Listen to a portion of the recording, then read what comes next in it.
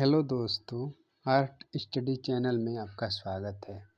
तो हम पिछली वीडियो में देखे थे क्लास में तो 112 क्वेश्चन तक। तो आगे के क्वेश्चन हम यहाँ पे हल करने वाले हैं। तो आशा करते हैं कि आप लोग स्वस्थ होंगे और मस्त होंगे। तो ठीक है, तो आज के हम इस वीडियो में लाए हैं आपके लिए क्लास में एक अच्छे क्वेश्चन के साथ, जो पिछले गत वर्षों में पूछी गई जो है प्रश्न श्रृंखला श्रेणी है, जो कहीं न कहीं किसी आयोग द्वारा पूछी गई क्वेश्चन है। तो ये क्वेश्चन हमारा 113 क्या कह रहा है, ध्यान दीजिएगा आप लोग। कह रहा है कि राम किंकर बैंज की कला शिक्षा कहाँ हुई थी। किसकी शिक्षा की बात कर रहा है?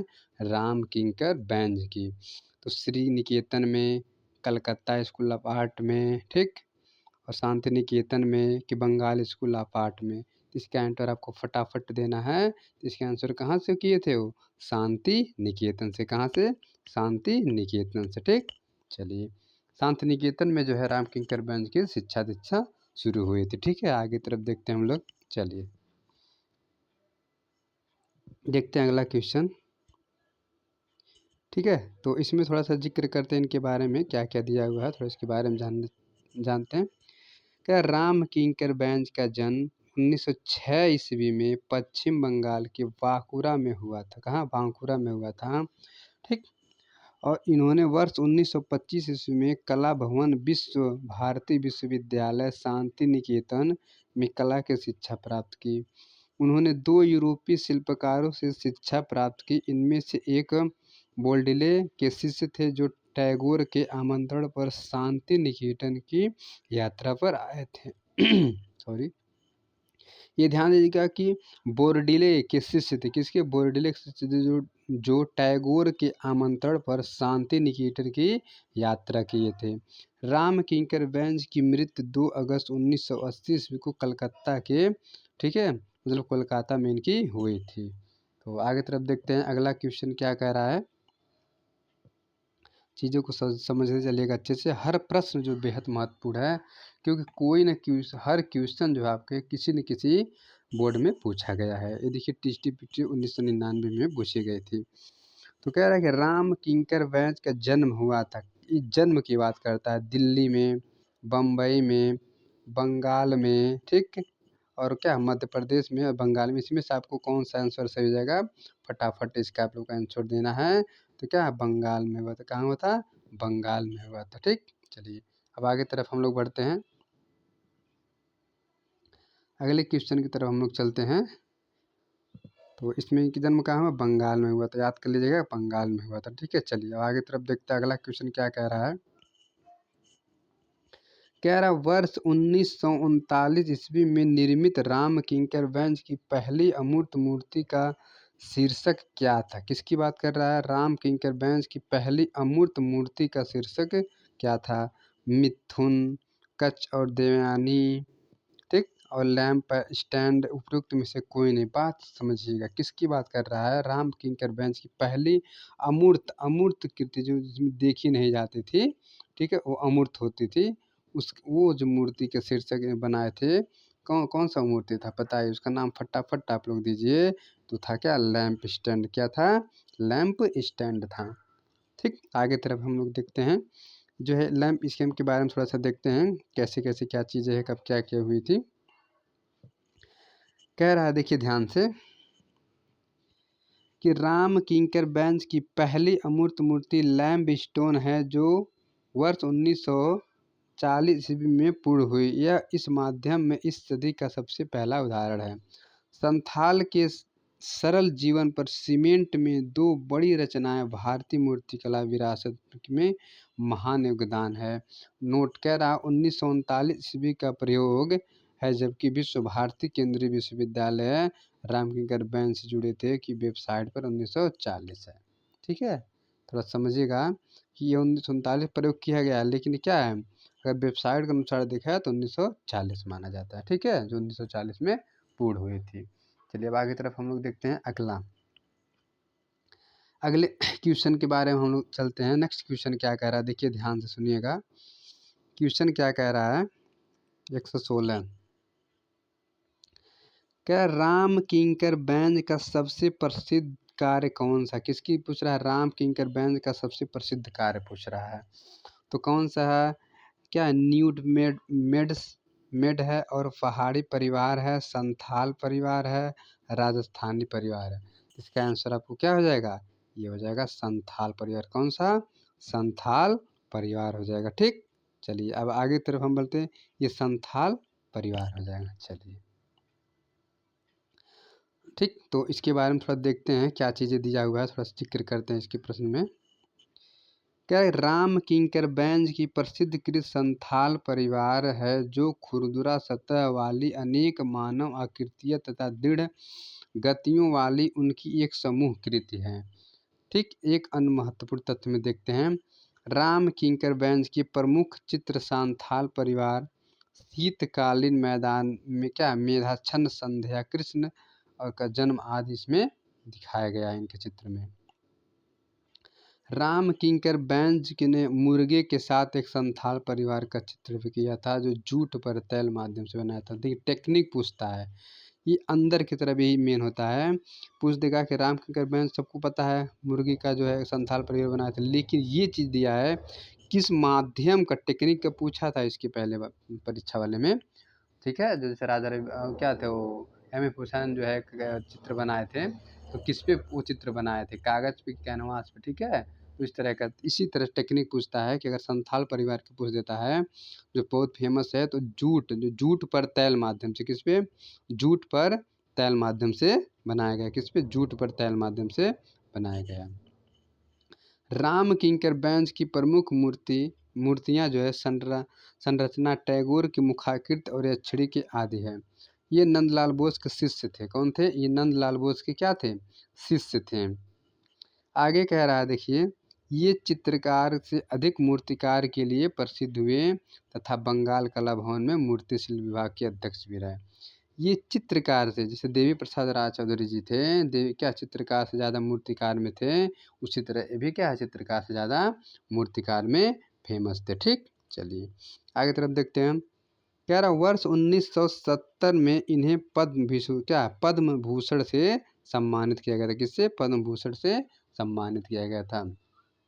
ठीक, चलिए अब आगे तरफ देखते हैं, अगला क्वेश्चन क्या कह रहा है, ध्यान से सुनिए।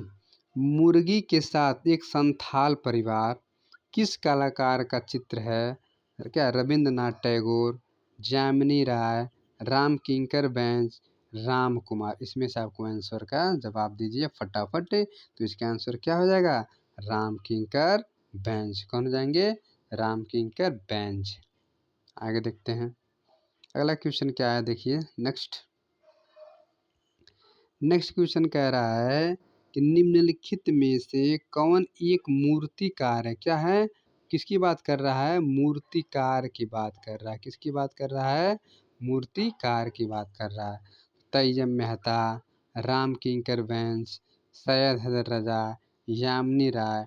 इसमें से कौन हो जाएंगे आंसर? इसमें राम किंकर बैंस क्या थे? मूर्तिकार थे। ठीक, चलिए आगे तरफ हम लोग देखते हैं। 119 नंबर क्वेश्चन में देखिए क्या दिया हुआ है। कह रहा है कि इनमें से कौन मूर्तिकार हैं? जितनी बार रिवाइज करेंगे उतना ही आपका क्वेश्चन क्या हो जाएगा? क्लियर होता चला जाएगा। ठीक है, ये मत सोचिए बार बार प्रश्न आ रहा है, तो बार बार प्रश्न आ रहा है तो बार बार पूछा भी तो है, इसीलिए तो बार बार आ रहा है। हर आयोग ने किसी न किसी रूप में इसको पूछा है, टी हो या LTGIC हो या कोई DSSB हो, हर आयोग में प्रश्नों को पूछा गया है, इसलिए जो महत्वपूर्ण हो जाता है। सिर्फ लैंग्वेज को क्या चेंज कर देता है, भाषा को चेंज कर देता है। तो कौन मूर्ति का? राम किंकर बैंस, MF हुसैन, ये अनुपम सूद, रणवीर सिंह बिष्ट। तो इसमें से हो जाएंगे राम किंकर बैंस ये क्या थे? ये मूर्तिकार थे। ठीक, चलिए अब अगले क्वेश्चन की तरफ आगे तरफ हम लोग बढ़ते हैं। अगला क्वेश्चन कौन सा है? ठीक, उसमें देखते हैं, तो अच्छे से क्वेश्चन को आप लोग पुटअप करते चलिएगा ताकि गलती होने का चांस ना रहे। कह रहा है संथाल फैमिली, क्या कर रहा है, देखिए संथाल फैमिली दे देगा या संथाल परिवार दे देगा या संथाल परिवार दे देगा, तो ध्यान दीजिएगा। ठीक है, संथाल परिवार दे देगा, दोनों एक ही है। का मूर्तिकार कौन था? बलबीर सिंह कट्ट, लतिका कट्ट, राम किंकर बैंस, अवतार सिंह पंवार। ठीक है, इसमें से आपको आंसर चुनना है संथाल परिवार। तो कौन है? राम किंकर बैंज है। कौन है? राम किंकर बैंज जी है। ठीक, चलिए नेक्स्ट क्वेश्चन हम लोग देखते हैं क्या दिया हुआ है। अगले क्वेश्चन की हम बात करते हैं। कह रहा प्रसिद्ध मूर्ति संथाल परिवार के रचनाकार सूजा, रज्जा, राम किंकर बैंज, शंखु चौधरी। क्वेश्चन आसान मिलेगा, लेकिन ये है कि लैंग्वेज बदल बदल के पूछा है तो आप कंफ्यूज क्या होते जाएंगे। इसीलिए बार बार रिवाइज करिए, जितनी रिवाइज करेंगे उतना आपके लिए क्या होगा? बेनिफिट साबित होगा। ठीक है, जितना आप सेट मारिए उतना आपके लिए बेहद फायदेमंद होगा। चलिए आगे तरफ हम लोग देखते हैं, चीज़ों को समझते हुए चलिए। देखिए कह रहा है, देखिए यूके में पूछा हुआ है, उत्तराखंड में एलटी ग्रेड में, कि संथाल परिवार नामक मूर्ति शिल्प किसके द्वारा बनाई गई थी? धनराज भगत, देवी प्रसाद राय चौधरी, ज्योति भट्ट, राम किंकर बैंज। तो किसके द्वारा बनाए गए थे? राम किंकर बैंज के द्वारा बनाए गए थे। ठीक, चलिए आगे तो अगला क्वेश्चन हम लोग देखते हैं क्या चीज़ दिया हुआ है। फिर कह रहा है संथाल परिवार, ठीक, या संथाल फैमिली पूछें, मूर्तिकार कौन थे? बलबीर सिंह कट, राम किंकर बैंज, अवतार सिंह पंवार, पी क्या सुरेंद्र। तो ये कौन हो जाएंगे? राम किंकर बैंज जी हो जाएंगे। ठीक, चलिए अब आगे तरफ देखते हैं अगला क्वेश्चन क्या कर रहा है। क्या राम किंकर बैंज थे, ठीक है, क्या थे? चित्रकार थे कि लेखक थे, संगीतकार थे कि मूर्तिकार थे? इसका आंसर क्या आ जाएगा? राम किंकर बैंज एक मूर्तिकार थे। क्या थे? मूर्तिकार थे। ठीक है, चलिए अब अगला क्वेश्चन हम लोग देखते, ध्यान से क्लियर होते हुए चलिएगा। ठीक है, 125 नंबर क्वेश्चन देखते हैं हम लोग। क्या निम्नलिखित में से, ठीक, निम्नलिखित में से कौन एक मूर्तिकार भी थे? किसकी बात कर रहा है? मूर्तिकार की बात कर रहा है। राजा, राजा रवि वर्मा, अमृता शेरगिल, राम किंकर बैंज। तो कौन हो जाएंगे आपके? राम किंकर बैंज। कौन हो जाएंगे?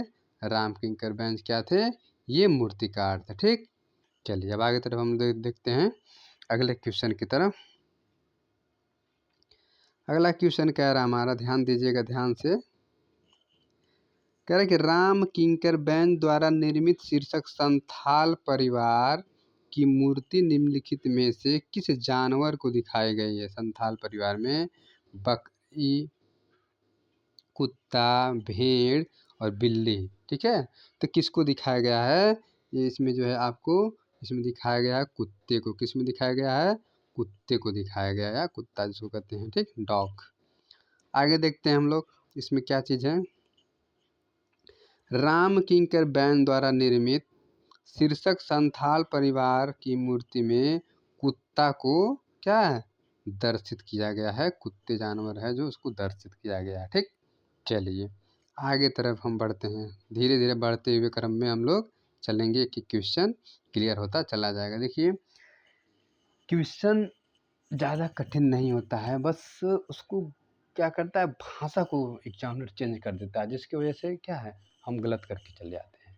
तो अगर हम कई बार रिवाइज करेंगे, जैसे रिवाइज करेंगे, बार बार रिवाइज करेंगे, समझने की कोशिश करेंगे, अंडरस्टैंडिंग जितनी अच्छी हम बनाएंगे उतना अच्छा हमारे पेपर में परफॉर्मेंस अच्छा रहेगा, बनेगा, और बेहतर तरीके से हम अपने पेपर को क्वालिफाई करके अपनी एक सीट हासिल कर लेंगे। सीट, ठीक है, चलिए आगे तरफ देखते हैं हम लोग क्या कह रहा है। कह रहा मूर्ति शिल्प संथाल परिवार में कितनी मानव कृतियाँ दर्शाई गई है? किसकी बात कर रहा है? मानव कृतियाँ की बात कर रहा है। 4, 3, 2 और 5। इसमें कौन सा आंसर सही हो जाएगा? इसमें जो है कितने, अब बताएंगे, बताइए फटाफट बताइए। ये होगा कि ये होगा, कौन सा होगा? एक सेकेंड। इसमें हो जाएगा ये वाला आंसर 4। क्या हो जाएगा? 4। ठीक, चलिए आगे तरफ हम लोग देखते हैं अब। ठीक है, चीज़ों को समझिए, कितनी मूर्ति का मानव कृत्य दर्शाया गया? 4 कौन? देखिए कैसे बताया गया है कि मूर्ति शिल्प संथाल परिवार में 4 मानव कृतियाँ दर्शाई गई। कितनी मानव कृतियाँ दर्शाई गई हैं? 4 मानव कृतियाँ उसमें दर्शाई गई है। ठीक, चलिए आगे तरफ हम लोग देखते हैं। अगला क्वेश्चन क्या कह रहा है, ध्यान दीजिएगा, ध्यान से पढ़िए उसको, पहले क्वेश्चन को, उसके बाद समझिएगा क्या वो कह रहा है। ठीक, कह रहा है भारतीय रिजर्व बैंक, किसकी बात कर रहा है, भारतीय रिजर्व बैंक नई दिल्ली स्थित यक्ष और यक्षिणी स्थापत्य किसके द्वारा निर्मित किया गया। जो भारतीय रिजर्व बैंक है उसे गेट के सामने नई दिल्ली में जो है स्थित है, यक्ष यक्षिणी की स्थापत्य किसने बनाया था। जी के महात्रे है, क्या है, हिड़यम चौधरी, सोमनाथ और राम किंकर बैंज। अगर हम बात करें तो राम किंकर बैंज ने यक्षिणी के चित्र को, मूर्ति को बनाया था। ठीक है, चलिए अब हम आगे तरफ बढ़ते हैं धीरे से, थोड़ा इसके बारे में थोड़ा देखते हैं, तब आगे तरफ बढ़ते हैं। क्या दिया हुआ है, दिया है कि भारतीय रिजर्व बैंक नई दिल्ली में स्थित यक्षिणी की मूर्तियां राम किंकर बैंज द्वारा निर्मित की गई। किसके द्वारा, राम किंकर बैंज के द्वारा निर्मित की गई। ठीक, चलिए अगले क्वेश्चन की तरफ हम आगे की तरफ बढ़ते हैं, धीरे धीरे क्वेश्चन को कवर होते चला जाएगा हमारा। ठीक, कह रहा है कि वे कौन थे भारतीय मूर्तिकार जिन्होंने अपनी मूर्ति शिल्प में अपने ही जनजाति जीवन को दर्शित किया। ठीक है, कौन मूर्तिकार थे जो, बताइए। सोमनाथ होर थे, डीपी राय चौधरी थे, प्रदोष गुप्ता थे, कि राम किंकर बैंज से। फटाफट इसका आंसर दीजिए आप। तो राम किंकर बैंज जो थे, क्या थे, वो भारतीय मूर्तिकार थे जिन्होंने अपनी मूर्ति शिल्प में अपने ही जनजाति जीवन को वे, अपने ही जनजाति को पूछ लेगा तो कौन रहेंगे अपने जनजाति के, राम किंकर बैंज। ठीक है, राम किंकर बैंज, चलिए बैज है। चलिए आगे तरफ देखते हैं, इनके बारे में थोड़ा सा जानकारी लेते हैं, क्या चीज़ है। राम किंकर बैंज ने जनजाति जीवन को दर्शित किया। उन्होंने संथाल परिवार के मूर्ति शिल्प को धातु के आमेटर और कंक्रीट मिश्रित सीमेंट से तैयार किया था। किससे, धातु और आमेटर और कंक्रीट और से मिश्रित सीमेंट से भी क्या उसका निर्माण किए थे। नोट, कह रहा है प्रश्न पत्र का स्वरूप थोड़ा त्रुटिपूर्ण है। राम किंकर बैंज ने जनजाति जीवन पर मूर्ति शिल्प बनाए थे, न कि अपने ही जनजाति जीवन के। सही बात है, एक ध्यान दीजिएगा, कह रहा है कि राम किंकर बैंज ने जनजाति जीवन की मूर्ति शिल्प बनाए, न कि अपने ही जनजाति। ध्यान दीजिएगा, अपने ही जनजाति की नहीं बनाए थे, बल्कि वे जनजातियों के चित्रों को निर्माण किया था। अपने जात में जनजातियों का, वो कौन से जात के थे वो उससे नहीं मतलब रखे, उस क्या जनजातियों का निर्माण किए थे। ठीक है, चलिए आगे तरफ बढ़ते हैं हम लोग अगले क्वेश्चन की तरफ। कह रहा निम्नलिखित में से राम किंकर बैंज द्वारा निर्मित शिल्प संथाल परिवार का माध्यम क्या है। किसकी बात कर रहा है, संथाल परिवार का माध्यम पूछ रहा है। किसकी बात पूछ रहा है, संथाल परिवार का माध्यम पूछ रहा है। एक सेकेंड, संथाल परिवार का माध्यम पूछ रहा है, बता रहे हैं। देखिए, कह रहा है कि टेराकोटा, कंक्रीट, कांस और लकड़ी, इसमें से आपका आंसर कौन सा सही होगा। फटाफट आपको आंसर देना है कि राम किंकर बैंज द्वारा निर्मित, किसके द्वारा, राम किंकर बैंज द्वारा निर्मित। एक सेकेंड, कॉल, सॉरी। तो क्वेश्चन की बात हम लोग करते हैं आगे, चलिए देखिए 130 की बात कर रहा है, थोड़ा फ़ोन आ गया है, थोड़ा डिस्टर्ब हो गए हैं, चलिए कोई बात नहीं। तो इसमें जो आपका सही हो जाएगा कंक्रीट, क्या हो जाएगा सही, कंक्रीट। ठीक, ये कंक्रीट के मिश्रित से इन्होंने बनाया था मूर्ति शिल्प। ठीक है, चलिए आगे तरफ हम लोग देखते हैं, एक सेकंड, ठीक है, हाँ चलिए अगले क्वेश्चन की तरफ हम लोग चलते हैं। अब अगला क्वेश्चन है अगले पेज पे। तो ये कह रहा है जो भी चीज़ें, तो उसको चीज़ों को समझिए, टेक्निक को जरूर ध्यान दीजिएगा, कौन कलाकार किस तकनीक में क्या चीज़ें बनाया था। जैसे किसने जो है कांस्य धातु का प्रयोग करके बनाया था, किसने क्या है सीमेंट कंक्रीट से बनाया था, किसने क्या बनाया था, कितने मनुष्य मानव कृतियाँ थी, किस तरह संरचना थी, उस सब चीज़ों को आपको अंडरस्टैंड समझ कर चलना होगा। ठीक है, मैं इसका जो है कि मैं एक एक तो विस्तृत क्लास भी इसमें चला रहा हूँ, क्या जो आधुनिक कलाकार हैं शुरुआत से ही चल रहा है। ठीक है, और मैं इसको रिवाइज भी कराता चल रहा हूँ। ठीक, आगे देखिए अगले क्वेश्चन की बात है कि राम किंकर बैंज ने किसमें मूर्ति शिल्प, क्या है, किस किसमें मूर्ति शिल्प नहीं, राम किंकर बैंज ने किसमें मूर्ति शिल्प नहीं है। हाँ, कहने का मतलब इसका क्वेश्चन क्या है कि किसमें वो मूर्ति नहीं बनाए हैं, बात समझिए। कंक्रीट से, पत्थर से, मिट्टी से कि क्या फाइबर ग्लास से, किससे जो है वो मूर्ति का निर्माण नहीं किए हैं। बात समझिए, कंक्रीट का इस्तेमाल किए नहीं की बात हो रहा है, पत्थर का इस्तेमाल किए हैं, मिट्टी का इस्तेमाल किए हैं, ये जो है कि फाइबर ग्लास का इस्तेमाल इन्होंने नहीं किया है। तो ऑप्शन ए आपका सही हो जाएगा। ठीक, चलिए आगे तरफ हम लोग बढ़ते हैं।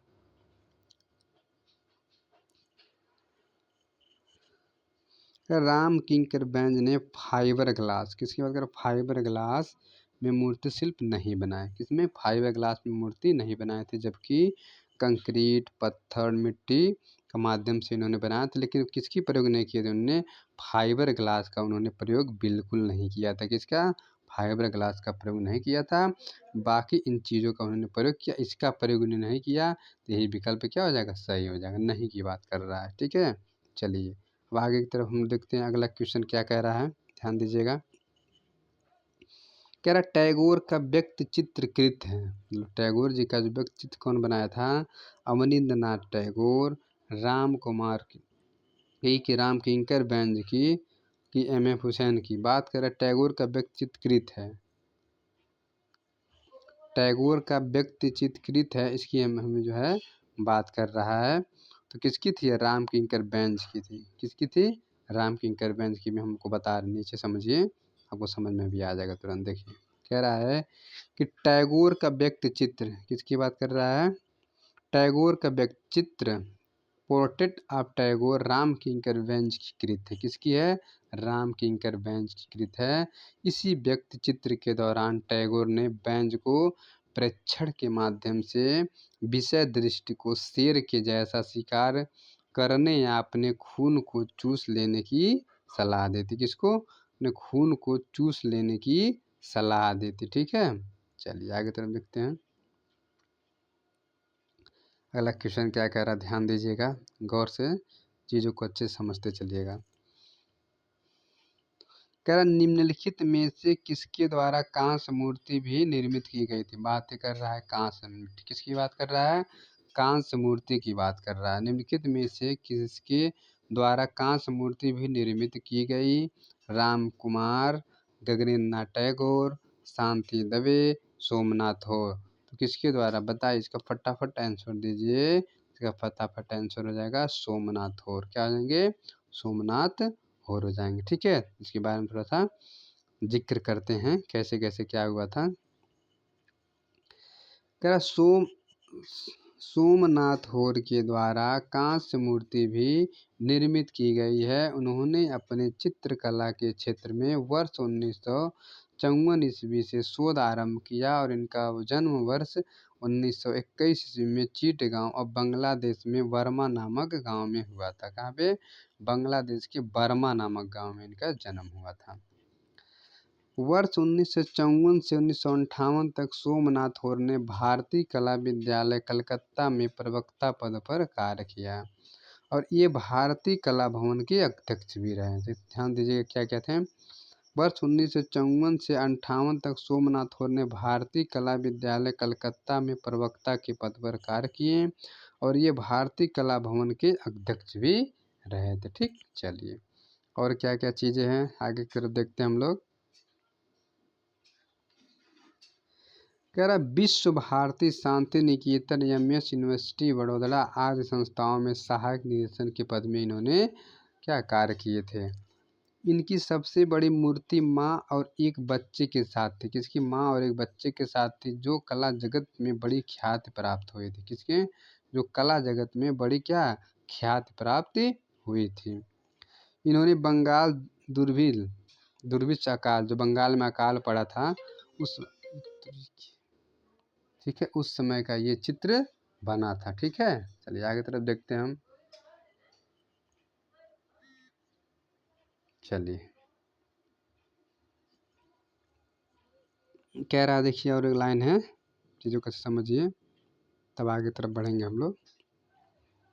कह रहा इन्होंने बंगाल दुर्भिक्ष अकाल पर वर्ष 1971 ईस्वी में जख्म नामक शीर्षक कृति उंड सीरीज की रचना की थी और इन चित्रों के माध्यम से बंगाल दुर्भिक्ष की क्या स्थिति में प्रदर्शित किया गया। ठीक है, चलिए अब आगे तरफ हम लोग देखते हैं क्या चीज़ कह रहा है क्या है।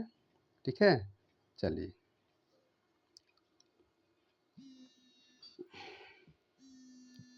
अगला क्वेश्चन हमारा है 134।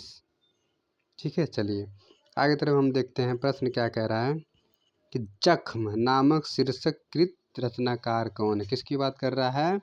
जख्म। तो केजी सुब्रमण्यम, जैनुअल आबेदीन, चित्त प्रसाद और सोमनाथ होर। तो जख्म की अगर बात करेगा तो सोमनाथ होर जी कौन थे? सोमनाथ होर जी से संबंधित था। ठीक, चलिए अगला क्वेश्चन हमारा क्या है देखिए। क्वेश्चन में कह रहा है कि सोमनाथ होर संबंधित थे किससे? फोटोग्राफी से, प्रिंट मेकिंग से, फाइबर स्कल्पर से कि ब्लू पार्टरी से? तो बात ध्यान से सुनिएगा। क्या कह रहा है कि सोमनाथ किससे संबंधित है? क्या चीज़ बनाने में माहिर थे वो? Print making. किसमें? प्रिंट मेकिंग में। ठीक है, प्रिंट मेकिंग की बात कर रहा है। चलिए आगे तरफ हम लोग बढ़ते हैं। अब इनके बारे में थोड़ा देखिए क्या क्या चीज़ें दी हुई है उनके बारे में थोड़ा सा हम लोग जिक्र कर रहे हैं। ध्यान से देखिएगा आप लोग और चीज़ों को समझिएगा। ठीक, सोमनाथ होर प्रिंट मेकिंग से संबंधित से प्रिंट मेकिंग की दुनिया में कोई भी कलाकार उनकी तुलना में सामने नहीं रखा जा, कोई भी जो कलाकार था उनकी तुलना में सामने नहीं रखा जा सकता है। हरेन दास, कृष्ण रेड्डी, कमल दास, देवयानी कृष्ण, ज्योति भट्ट, जगमोहन चोपड़ा, लक्ष्मा गौड़ और जरीना जय कृष्ण देवराज, अनुपम सुध आदि कई महान भारतीय प्रिंट मेकर हैं, किंतु सोमनाथ होर का इस रुचि में अद्वितीय स्थान है और इसका क्या है? सफ़ेद पर सफ़ेद प्रिंट श्रृंखला इसमें क्या है? प्रसिद्ध है। सफ़ेद पर सफ़ेद, ध्यान दीजिएगा, ये क्वेश्चन पूछ सकता है कि सफ़ेद पर सफ़ेद किसकी बात कर रहा है? सफ़ेद पर सफ़ेद प्रिंट श्रृंखला। ध्यान दे, सफ़ेद पर सफ़ेद, कई बार रिवाइज कर रहे हैं, ध्यान दे सफ़ेद पर सफ़ेद वाला जरूर आएगा। मतलब ऐसे क्वेश्चन जरूर पूछे जाते हैं जो क्या होते हैं, थोड़ा सा छिपे हुए रहते हैं। ठीक है, इसको ध्यान दीजिएगा, एक बार दो बार नज़र डाल दीजिएगा क्योंकि मे भी ये आ सकता है, क्वेश्चन इंपॉर्टेंट है ये। ठीक है, आगे तरफ हम लोग देखते हैं नेक्स्ट क्वेश्चन क्या कह रहा है। निम्न में से कौन प्रिंट मेकर है? निम्न में से कौन प्रिंट मेकर हैं? तो क्या है? सोमनाथ होर, सतीश गुजराल, केसीएस पन्नीकरण और राम कुमार। ठीक है, कौन कौन थे? सोमनाथ होर और क्या, केसी पन्नीकरण, सतीश गुजराल, राम कुमार। इसमें से कौन प्रिंट मेकर हैं? फटाफट आपको आंसर देना है। तो कौन है प्रिंट मेकर? केसीएस पन्नीकरण। कौन है? सॉरी एक सेकेंड, सोमनाथ होर। अभी हम ऊपर की बात की, मिस्टेक हो गया है। प्रिंट मेकर की बात किया है तो सोमनाथ होर कौन थे? ध्यान दीजिएगा, सोमनाथ होर जी थे। ठीक, ओके, चलिए आगे तरफ हम लोग बढ़ते हैं अगले क्वेश्चन की तरफ। ठीक है, सोमनाथ होर थे। हाँ देखिए अगला क्या कह रहा है, आगे बढ़ते हैं हम लोग।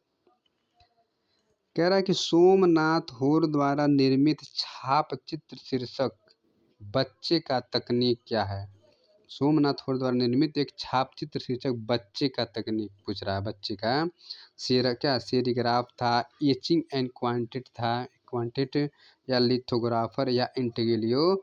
इसका आंसर आपका हो जाएगा क्या? एचिंग एंड एवं एक क्वांटिट। क्या हो जाएगा? एचिंग एवं एक क्वांटिट की बात कर रहा है। ठीक है, चलिए इसमें थोड़ा देखते हैं। सोमनाथ होर ने चिल्ड्रेन, देखिए चिल्ड्रेन देगा या बच्चे देगा, ध्यान दीजिएगा, उनके सोमनाथ होर ही की जाएगा, चिल्ड्रेन है बच्चे, नामक एक ग्राफिक प्रिंट की है जिसे कागज पर एचिंग एक क्वांटिट के माध्यम से तैयार किया गया है। इस छापचित्र में वर्ष 1943 ईस्वी में बंगाल अकाल को दर्शाया गया है और इस एचिंग में वर्ष 1943 के अकाल ग्रसित त्रासदी को भी क्या दर्शाया गया है। ठीक, चलिए आगे की तरफ हम लोग ध्यान से इस चीज़ को समझते हुए चलते हैं। देखिए कह रहा बीसी सन्याल से थे। क्या है? बीसी सन्याल की बात कर रहा है। क्या थे यो? चित्रकार थे कि मूर्तिकार थे कि छायाकार थे कि छापाकार थे? तो कौन से थे ये? बीसी सन्याल जी एक प्रमुख चित्रकार के रूप में फेमस हुए थे। किसके रूप में? चित्रकार के रूप में फेमस हुए थे। ठीक है, आगे हम बढ़ते हैं हम लोग, थोड़ा इनके बारे में जान लेते हैं।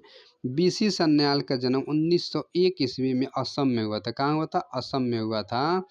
ये एक चित्रकार थे और इनके द्वारा, ठीक है, ग्रामीण पृष्ठभूमि की झलक क्या है, साथ साथ आधुनिकता भी दिखाई पड़ती है। ठीक है, ध्यान दीजिएगा, साथ साथ इनकी आधुनिकता भी दिखाई देती है।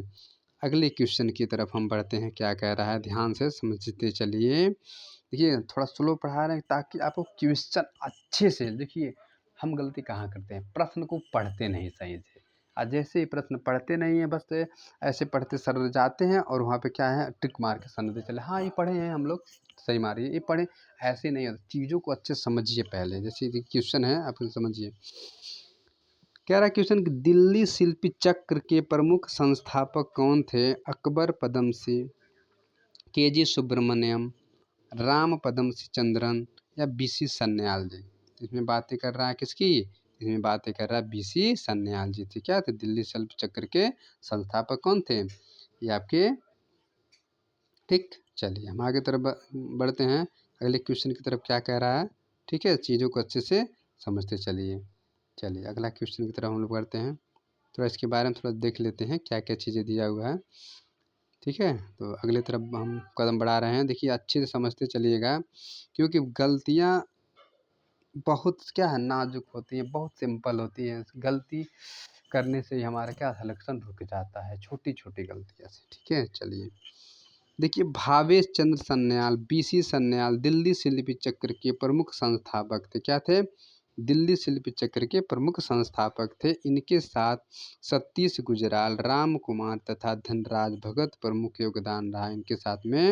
इनके इतने लोगों का बहुत बड़ा योगदान रहा। ठीक है, चलिए हम आगे तरफ हम लोग बढ़ते हैं, ये अच्छे से कवर करते चलिएगा ताकि दिक्कत ना हो। ठीक है, चलिए अगले क्वेश्चन की हम बात करते हैं, क्या कह रहा है, मुझे केवल एक कथन जरूर पढ़ लीजिएगा, मुझे केवल एक बात कहनी है और वह यह है कि हमेशा अपने सिद्धांत का उपदेश ही देते रहने की चेष्टा ना करो। बात समझिए, कहा जाता है ना कि हमेशा भाषण ना दो, हमेशा उपदेश ना दो, बल्कि करो यह कि प्रेम से आपने आप को ही दे डालो। बल्कि ये करो कि प्रेम से अपने आप को ही दे डालो, ऐसी बातें करो। ये नहीं कि ये करो वो करो, ऐसे किया था ऐसे, भाषण नहीं, अपने आप को इसी में समाहित कर दो। ये शब्द किसने कहा था? ये कथन किसका है? नंद बाबू का है, अवनी बाबू का है, चित्तेंद्रनाथ जी का है कि रविंद्रनाथ ठाकुर जी का है? इसमें फटाफट आपको आंसर देना है। तो ये आंसर किसका होगा? रविंद्रनाथ टैगोर जी कहते हैं। ठीक है, ये शब्द कौन कहते हैं? रविंद्रनाथ टैगोर जी कहते हैं। ठीक है, चलिए अब आगे की तरफ हम बढ़ते हैं, थोड़ा देखिए क्या चीज़ें हैं इसमें छुट्टी हुई हैं, उसको ध्यान से देखते हैं। देखिए क्या कह रहा है, प्रस्तुत कथन, ठीक है, the English writings of the Rabindranath Tagore. ठीक है, ये क्या है? मैस्कुलिनी से उद्धत है। क्या है? उद्धत है। यह पुस्तक टैगोर के लेखक की विभिन्न शैलियों का संग्रह है। उपरोक्त कथन रविंद्रनाथ टैगोर ने धर्म परिवर्तन के संबंध में कहे। क्या है? धर्म परिवर्तन के संबंध कहे थे। चीज़ों को आप नोट कर लीजिएगा। ठीक है, चलिए आगे तरफ हम लोग पढ़ते हैं।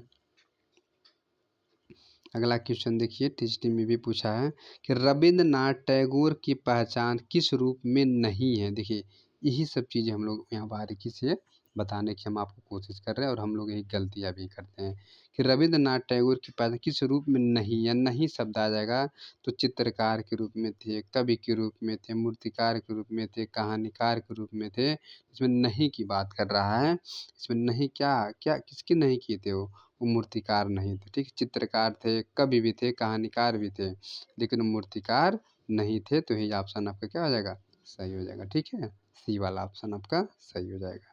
चलिए क्या क्या देखिए इनके बारे में थोड़ा दिया भी हुआ है। कह रहा है कि रविंद्रनाथ टैगोर कवि, ठीक, नाटककार, कहानीकार, उपन्यासकार, संगीतज्ञ, अभिनेता, विचारक, दार्शनिक, चित्रकार, विविध धाराओं में क्या पारंपरिक थे। बेसिक चीज़ याद कर लीजिए हमारे साथ, कवि, नाटक, कहानीकार, उपन्यासकार, संगीतज्ञ, अभिनेता, विचारक, दार्शनिक, चित्रकार, विधाओं में पारंगत थे। उनकी पहचान मूर्तिकार के रूप में नहीं की जाती है। चलिए आगे तरफ हम लोग बढ़ते हैं। ठीक है, क्या विचित्र क्लब की बात कर रहा है? किसकी बात कर रहा है? विचित्र क्लब की बात कर रहा है। की स्थापना कब हुई? 1907 में, 1915 में, 1920 में, 1917 ईस्वी में। इसका फटाफट आप लोग आंसर दीजिए। ठीक है, क्या होगा इसका आंसर? ठीक है, तो अगला क्वेश्चन का आप लोग आंसर फटाफट दीजिए। प्रश्न क्या था? हम बताए थे आपसे कि विचित्र कल्प की स्थापना कब हुई थी?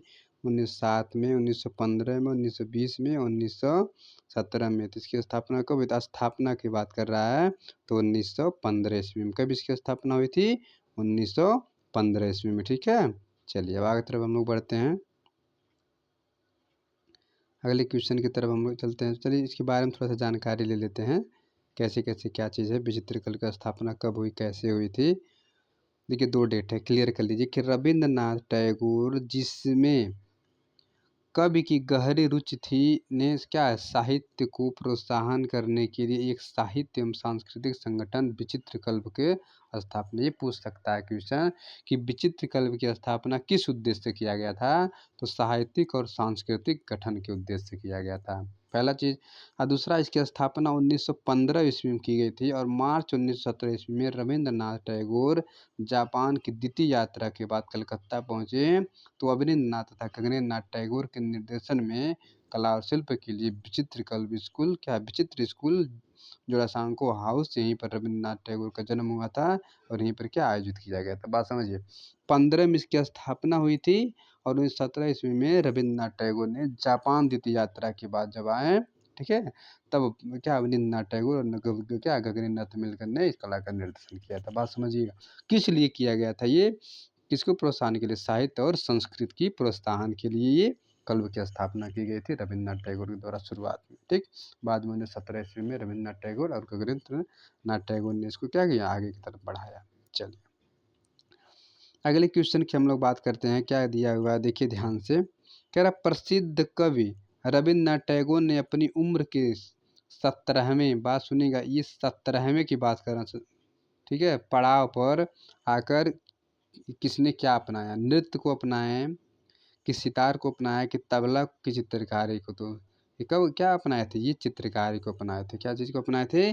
चित्रकारी को इन्होंने अपनाए थे। ठीक है, चलिए अब आगे तरफ हम लोग देखते हैं इसके बारे में थोड़ा सा। 17वें की बात कर रहा है, 70 साल जब एकदम बूढ़े हो गए थे, लास्ट स्टेप चल रहा था, उस समय चित्रकारी करना इन्होंने शुरू किए थे। ठीक है, चलिए देखते हैं इनके बारे में थोड़ा सा आगे। क्या रविंद्रनाथ टैगोर ने आयु के 67वें वर्ष तक चित्रकला के क्षेत्र में कोई विशेष प्रयत्न नहीं किया। वे विश्वविख्यात कवि बन चुके थे, इतना तो प्रसिद्ध था शुरुआत से। कविता को लिखते समय शब्दों या पंक्तियों को रेखांकन से मिटाने पर जो कल्पित आकार बनता है उनकी उनकी ओर उनका ध्यान आकृष्ट हुआ। ठीक है, जब वो कविताओं को लिखते थे, जब लाइनें जो मिटाते थे, लाइनें बिगड़ जाती थी, उसे मिटाने थे, तो उसी से धीरे धीरे क्या कलाकृति को सीखे थे और इन्हें स्वयं सिद्ध आकार के प्रति इतने मोहित हुए कि उन्होंने आकार के विकास पर क्या ध्यान दिया। 1926 के करीब उन्होंने कपड़े के टुकड़े अंगुलियों के स्याही को डुबोकर, किसकी अंगुलियों को स्याही में डुबोकर, सोचिएगा कि नए कला का इन्होंने खोज भी किया था, परंपरागत नहीं। ये अंगुलियों के क्या करते थे, एक स्याह लाते थे, उसमें क्या है अंगुली या कपड़ा बोलकर उससे क्या पेंटिंग इस तरह से करते थे और अपनी कला का नए टेक्निक का इन्होंने विकास किया, ऐसे समझिए। ठीक, चलिए और क्या क्या चीज़ हुआ अन्य महत्वपूर्ण तत्व में देखते हैं हम लोग, क्या क्या चीज़ें हुई थी। चलिए देखते हैं आगे कि रविंद्रनाथ टैगोर के शब्द में कला में सत्य का अस्तित्व तब ही निहित रहता है जब हम को यह कहने के लिए बाध्य कर देता है कि मैं देखता हूँ। क्या? कि मैं देखता हूँ। टैगोर की चित्राकृतियों को पागल व्यक्ति की कला कहकर पुकारा गया, परंतु उन्होंने इस वाक्य का उत्तर इस प्रकार दिया। कैसे दिए थे? कि मेरे चित्रों का जन्म सृजन किसी शिल्प कुशल अनुशासन या परंपरागत में, ठीक है, नहीं हुआ। बात समझिए, वे जानबूझकर की गई वस्तु की अभिव्यक्ति का प्रयास नहीं है। बात समझ लीजिए। ठीक है, तो हम आगे तरफ बढ़ते हैं, अच्छे से चीज़ों को क्लियर करते चलिएगा ताकि जो भी कन्फ्यूजन हो यहाँ दूर हो जाए और जो ना समझ में आए उसके लिए कमेंट करिए। कह रहा निम्नलिखित में से रविंद्रनाथ टैगोर द्वारा निर्मित चित्र महिला मुख, किसकी बात कर रहा है, महिला मुख किस माध्यम में बना था, किसकी बात कर रहा है, महिला मुख। ध्यान दीजिए क्या बात कर रहा है, महिला मुख। तिल, इंक, एक्रेलिक और वाश किसमें वो बनाए थे, ध्यान दीजिएगा, तो किसमें बनाए थे वो, इंक, क्योंकि वो स्याही का प्रयोग ज़्यादा करते थे और स्याही को अंगुली या कपड़े के माध्यम से चित्रकारी करते थे। ठीक है, चलिए थोड़ा लाइन देखते हैं। रविंद्रनाथ टैगोर द्वारा निर्मित महिला मुख, देखिए ध्यान दीजिएगा, महिला मुख वुमेन फेस का माध्यम इंक और पेपर, ध्यान दीजिएगा किसकी बात कर रहा है, इंक और पेपर की बात कर रहा है। इंक और पेपर के माध्यम से उसको क्या उन्होंने बनाए थे। इसका आकार था 50.5 गुणे 53 सेमी, कितना था सेंटीमीटर, 50.5 यानी मतलब 50.5 गुणे 53 सेंटीमीटर की ये आकार थी। सेंटीमीटर की बात कर रहा है, किसकी बात कर रहा है, सेंटीमीटर की बात कर रहा है। अगले क्वेश्चन की तरफ हम लोग आगे बढ़ते हैं। अगला क्वेश्चन क्या कह रहा है, ध्यान दीजिए इसमें। कह रहा है कि एक कवि चित्रकार, कवि के हमेशा आगे लगता क्योंकि बहुत बड़े क्या साहित्यकार थे, कवि लेखक थे, जिनकी कर्मभूमि शांति निकेतन थी, किनकी, नंदलाल बोस जी की, देवी प्रसाद राय चौधरी जी की, रविंद्रनाथ ठाकुर जी की या गगरीनाथ ठाकुर।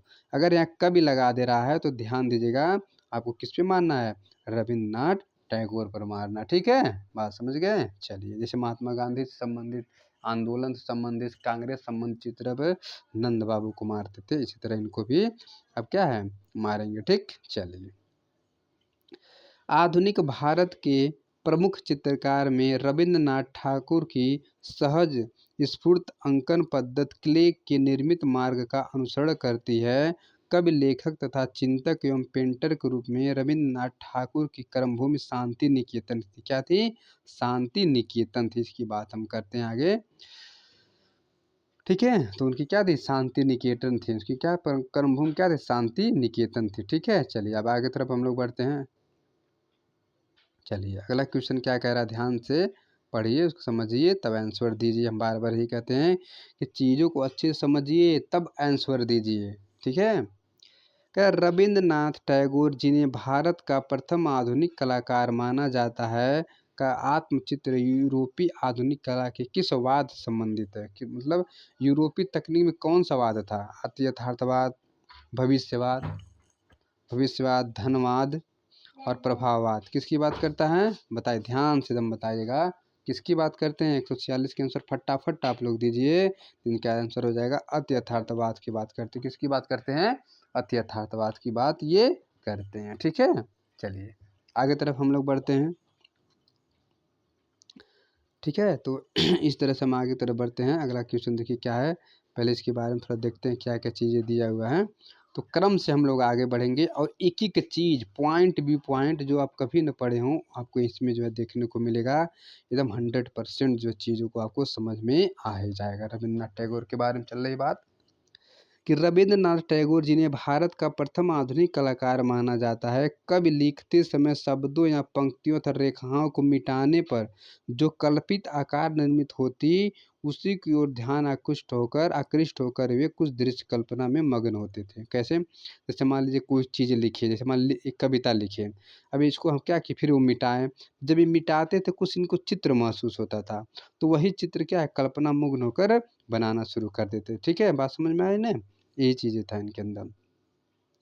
उन वर्ष 1928 ईस्वी में वे स्वयं सिद्ध कलाकारों से भी इतने मोहित हुए कि जिस कविता को लिखते समय वे आकार प्रकट क्या होते थे उसका अस्तित्व भी भूल गए और आकारों के विकास पर उन्होंने ध्यान केंद्रित किया और यहीं से अति यथार्थवादी का आरंभ होता है। तो इन्होंने जो यूरोपीय टेक्निक से शुरुआत की सीखी थी, तो किससे था, अति यथार्थवादी था। ठीक, क्या था, अति यथार्थवादी था। चलिए आगे तरफ हम लोग देखते हैं क्वेश्चन क्या कह रहा है। 147 नंबर क्वेश्चन कह रहा है कि रविंद्रनाथ टैगोर के चित्र किस प्रकार के हैं, किसकी बात कर रहा है। देखिए क्वेश्चन कम पढ़ रहे हैं लेकिन उनके बारे में उसके क्वेश्चन के इर्द गिर्द जो चीज़ें हमारी क्लियर हो जा रही है वो बहुत बड़ी चीज़ें होती हैं। क्वेश्चन तो कम पढ़ते हैं लेकिन जानकारी ज़्यादा रखें, यही सबसे बड़ी चीज़ें होती हैं। क्या रविन्द्रनाथ टैगोर के चित्र किस प्रकार के हैं बताइए? बंगाल पुनर्जागरण शैली पे, या आधुनिक विमुक्त शैली पर, या प्राचीन शास्त्रीय शैली पर, या यूरोपीय शास्त्रीय शैली पर? इसका आपको आंसर फटाफट देना है। इसका आंसर क्या हो जाएगा? अमूर्त विमूर्त शैली। किसमें? आधुनिक विमूर्त। आधुनिक विमूर्त की बात कर रहा है। किसकी बात कर रहा है? आधुनिक विमूर्त की बात कर रहा है। ठीक है, चलिए। तो आधुनिक विमूर्त के आधार पर उन्होंने जो है क्या चित्र को निर्माण किए थे। चलिए अब देखते हैं इसमें आगे क्या है, थोड़ा सा जानकारी लेते हैं।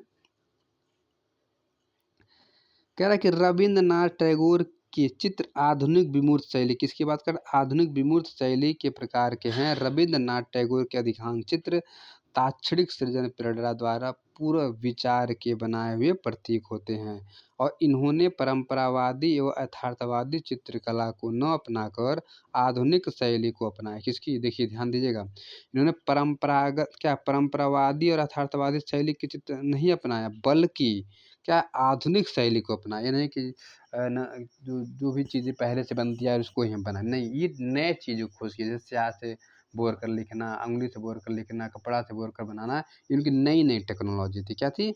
नई नई टेक्नोलॉजी थी। और उन्हें क्या है, समन्वयात्मक शैली भी कहा जाता है। क्या कहता है? ये भी पूछ सकता है कि कौन शैली है, तो समन्वयात्मक शैली। कौन सी शैली है? समन्वयात्मक शैली। ठीक है, चलिए आगे की तरफ हम लोग बढ़ते, ध्यान से चीज़ों को समझते हुए चलिएगा। ठीक है, गलती नहीं होगा। चलिए देखते हैं अगला क्वेश्चन क्या कह रहा है। कह रहा है कि शांति निकेतन में कला भवन की स्थापना किस वर्ष? शांति निकेतन जो था उसमें कह रहा है कि कला भवन, जैसे ये शांति निकेतन है मान लीजिए, है ये, ठीक, ये आपका शांति निकेतन है मान लीजिए, ठीक। अब इसमें एक कला भवन की किसकी स्थापना हुई थी? कला भवन। क्या बात कर रहा है? कला भवन की स्थापना। ये शांति निकेतन हो गया, अब इसमें कला भवन की स्थापना की बात कर रहा है। किस वर्ष हुई? 1 में हुई 1901 ईस्वी में, 1919 ईस्वी में, 1922 ईस्वी में, कि 1948 ईस्वी में? इसका फटाफट दीजिएगा।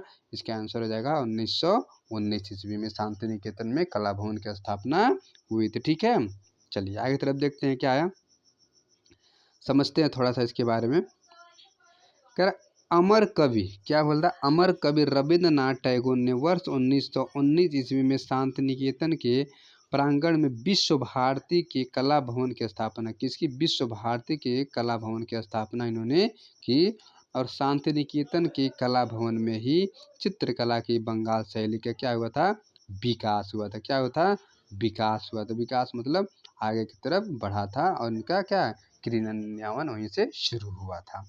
ठीक है, तो अच्छे से समझते चलिएगा, जो भी दिक्कतें हो तुरंत बताइएगा, हम उसकी समस्या का हल करने का प्रयत्न करेंगे। ठीक, चलिए अब अगला क्वेश्चन हम लोग ध्यान से देखते हैं क्या कह रहा है। क्या शांति निकेतन की स्थापना किसने की? किसकी बात कर रहा है? शांति निकेतन की स्थापना किसने की? अवनींद्रनाथ टैगोर, मदन मोहन मालवीय, रविंद्रनाथ टैगोर, गगनेन्द्रनाथ टैगोर। बात समझिए क्या कह रहा है। शांति निकेतन की स्थापना किसने की थी? ध्यान दीजिएगा, उसकी स्थापना की बात कर रहा है, उसके निर्माण की बात कर रहा है। ध्यान दीजिएगा, उसके निर्माण। अब उसमें कौन कौन कार्य किए ये नहीं यहाँ पूछ रहा है, इसमें कौन प्राचार्य थे, कौन प्रधानाचार्य थे, कौन सहायक अध्यापक थे, कौन इसमें क्या थे, ये नहीं पूछ रहा। इसमें ये पूछ रहा है कि इसकी स्थापना की बात पूछ रहा है। तो इसकी स्थापना आप हो जाएंगे रविंद्रनाथ टैगोर जी। कौन हो जाएंगे? रविंद्रनाथ टैगोर जी। ध्यान दीजिएगा, इसकी स्थापना की अगर बात हो जाती है तो रविंद्रनाथ टैगोर जी माने जाते हैं। ठीक है, चलिए अब इसमें थोड़ा सा विस्तृत जानकारी लेते हैं। 1862 ईस्वी में महर्षि देवेंद्रनाथ टैगोर रविंद्रनाथ टैगोर के पिता थे। कौन थे? देवेंद्रनाथ टैगोर। ये कौन थे? ये रविंद्रनाथ जी के पिता थे। जब वे नाव द्वारा रायपुर की यात्रा कर रहे थे तो उसे पार धान के हरे भरे खेत और लाल मिट्टी की दृश्य देखी, और उन्होंने वहाँ और पौधे लगाए, ठीक है, और छोटे घर बनाने का निर्णय लिया, और उन्होंने इस जगह को शांति निकेतन नाम दिया, और 1863 ईस्वी में एक आश्रम की स्थापना की जो क्या ब्रह्मो समाज का प्रेरक बना, और वर्ष 1901 में रविंद्रनाथ ने शांति निकेतन में ब्रह्मचारी आश्रम के नाम का एक मॉडल स्कूल की स्थापना की, जो प्राचीन गुरुकुल पद्धति के आधार पर क्या चल रही थी। ठीक है, ध्यान दे रही है। इनके पिताजी जो थे बहुत शांत स्वभाव थे, तो एक दिन वहाँ जाए कि जंगल की मतलब शांति जगह गए, कहाँ कुछ नहीं था, हरे भरे पेड़ पौधे हैं, तो इनको दिखाई दिए। उन्होंने सोचा कि यहाँ पर हम आकर अगर कुछ पेड़ लगा दें, कुछ और चीज़ें मकान बनवा दें, कुछ कुटी बनवा दें, यहाँ आके रहेंगे तो बहुत सुकून मिलेगा, क्योंकि शहरी जीवन था, आसपास में बहुत शोरगुल हुआ था, उनको शांति जीवन मिले। इसीलिए जो है उसका स्कूल का नाम या उस जगह का नाम शांति भी रखा गया था, शांति निकेतन नाम से जाना जाता था। ठीक है, एक सेकेंड,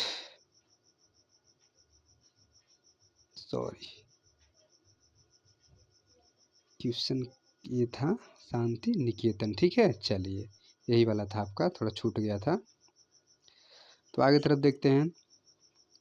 तो इसके बाद पढ़ा क्या, पठा भवन, क्या पठा भवन, ध्यान दीजिएगा, पठा भवन के नाम से जाना जाने गया और उपयुक्त विकल्प की अनुपस्थिति के कारण सी माना जाता है। ठीक है, ये उपस्थिति का कारण क्या है, सी आंसर हम इसमें क्या मानते हैं। अगर रविंद्रनाथ जी के जो पिताजी थे उनका नाम दे दिया गया होता, ठीक है, महर्षि देवेंद्रनाथ, तो उनको ही माना जाता, लेकिन इनके पिताजी होने के नाते इसमें विकल्प को उसको माना गया। ठीक है, चलिए अब हम आगे की तरफ बढ़ते हैं, अगले क्वेश्चन की तरफ। ठीक है, चलिए अगला क्वेश्चन क्या है, ध्यान दीजिएगा,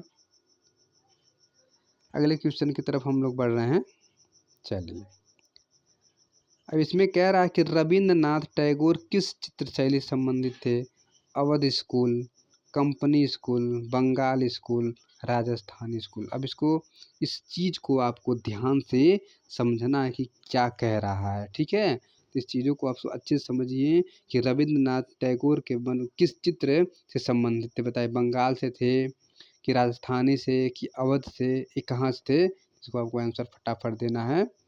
अगर देखा जाए, देखिए पहले हम आपको ऊपर ही बताएं, अगर ये जो थे नए शैली का शुरुआत किए थे, कैसे नए शैली का शुरुआत किससे किए थे, अपने जो है स्याही, ठीक है, किससे, स्याही और जो है कि कपड़े से या उंगली बोर कर चित्र को निर्माण इन्होंने शुरू किए थे। इनकी शैली हो गई अलग, तो अवध शैली तो होगी नहीं, कंपनी शैली तो होगी नहीं, बंगाल स्कूल परंपरागत को मानते नहीं थे, राजस्थान स्कूल तो एकदम अलग हो गया। तो इसमें विकल्प आपको स्टार बना दिया है, इसमें कोई विकल्प सही नहीं माना जाएगा। ठीक है, चलिए आगे हम देखते हैं क्या सही हो। रविंद्रनाथ टैगोर आधुनिक चित्रकला शैली से संबंधित थे। साहित्य के लिए नोबेल पुरस्कार से सम्मानित रविंद्रनाथ टैगोर 1861-1941 ईस्वी एक संपन्न बंगाली परिवार में पैदा हुए थे और वे नोबेल पुरस्कार भी प्राप्त किए थे, करने वाले प्रथम भारतीय थे। ध्यान दीजिएगा, कह रहा है कि नोबेल पुरस्कार प्राप्त करने वाले प्रथम भारतीय क्या थे, कौन थे, ये रविंद्रनाथ टैगोर जी थे। ठीक है, चलिए अन्य महत्वपूर्ण, रविंद्रनाथ टैगोर को आधुनिक भारत का रचनात्मक चित्रकार माना गया है और इन्होंने भारत में चित्रकला के क्षेत्र में क्रांति का सूत्रपात किया। रचनात्मक मतलब है क्रिएट किए थे, नए चित्रकला का क्रिएट किए थे, इसलिए क्या है, रचनात्मक कहा जाता है इनको। चलिए आगे तरफ हम लोग देखते हैं, अगले क्वेश्चन की बात करते हैं, धीरे धीरे तो बढ़ते हुए चलेंगे हम लोग, ताकि क्वेश्चन क्या हमारा क्लियर होता चला जाए। चलिए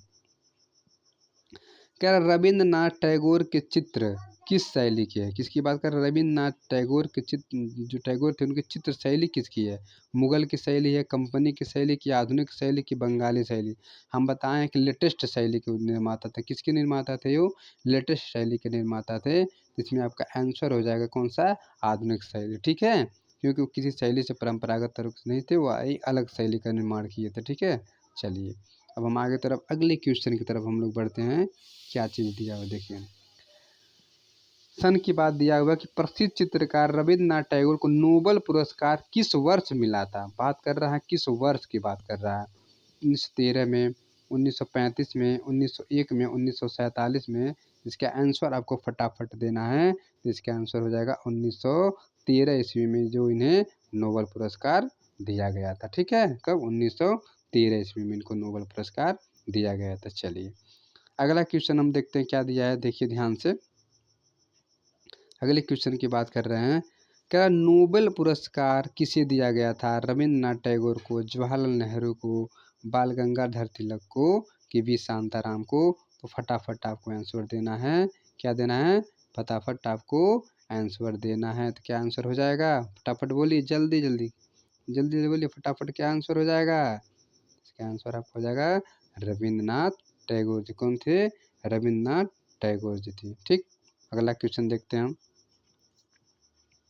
चीज़ों को अच्छे से समझते चलिए, कोई दिक्कत आपके लिए नहीं होगा, और जितना ही क्लियर जानकारी रखेंगे उतना ही आपके लिए क्या होगा, बेस्ट होता वो चला जाएगा। ठीक है, चलिए अब आगे तरफ हम लोग बढ़ते हैं। ठीक है, क्वेश्चन को ध्यान से पढ़िए, पहले क्या कह रहा है उसके बाद आपको आंसर देना है। जो भी गलती हो क्या है वहीं पर हो जाए, बाकी पेपर में हमारी गलती बिल्कुल ना हो, इसीलिए जो है कई बार हम इसको रिवाइज करेंगे और कन्फर्म करते चलेंगे। प्रश्न क्या कह रहा है, वह कौन महान भारतीय कलाकार है जिसने प्राचीनतम व नवीनतम का मिश्रण कर आधुनिक कला का जन्म दिया था। ठीक है, किसकी बात कर रहा है, प्राचीन मतलब पुरानी और नवीन चीज़ों को क्या किए थे, समाहित किए थे, प्लस मतलब समाहित किए थे, वो कौन थे वो, क्या है, आर्यन टैगोर, जी.एन. टैगोर, अमृता शेरगिल और ई.एन. टैगोर। इसमें आपका आंसर हो जाएगा आर्यन मतलब रविंद्र, आर बराबर रविंद्र, अयन बराबर नाथ, तो रविंद्रनाथ टैगोर जी थे, क्या थे, रविंद्रनाथ टैगोर जी थे। ठीक, चलिए अब आगे देखते हैं थोड़ा सा इनके बारे में। क्या कह रहा है, कह रहा है कि महान साहित्यकार रविंद्रनाथ टैगोर का कला के प्रति झुकाव वृद्धावस्था में हुआ। उन्होंने वर्ष 1926 ईस्वी के आसपास कपड़े के टुकड़े या अंगुलियों को स्याही में डुबोकर चित्रण किया व बाद में सीमित रंगों का प्रयोग किया। और रविंद्रनाथ ने परंपरावादी व यथार्थवादी चित्रकला का पल्लू न पकड़कर कला की आधुनिक शैली को अपनाया। और उन्होंने क्या समन्वयात्मक शैली भी कहा जाता है, वो किसी परंपरागत शैली से नहीं करते थे, वो एक नए शैली का जन्म दिए थे जिसे हम आधुनिक शैली कहते हैं। तो आज की वीडियो यहीं तक है, आज का क्लास यहीं तक रहेगा। ठीक है, और वीडियो अच्छी लगी हो तो लाइक सब्सक्राइब जरूर करें। पूरा वीडियो देखने के लिए धन्यवाद। ठीक है, चलिए।